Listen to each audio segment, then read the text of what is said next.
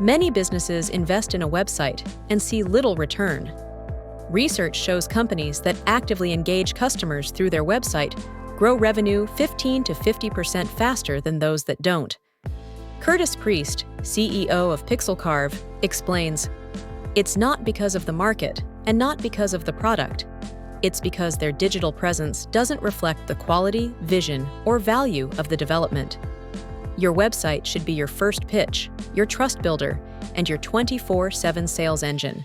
To make that happen, you need to measure website ROI. Start by tracking 5 key metrics: traffic, conversion rate, closing ratio, average sale, and gross profit per event. These numbers show how effectively your website turns visitors into revenue. Remember to include all costs: design, hosting, tools, CRM, and marketing, so your ROI reflects the full picture. ROI isn't the same for every website. E-commerce sites see direct sales, B2B sites focus on lead qualification, and brand-focused sites build trust and retention. Watch for signs it's time to reinvest, like slow site speed, low conversions, or poor user experience.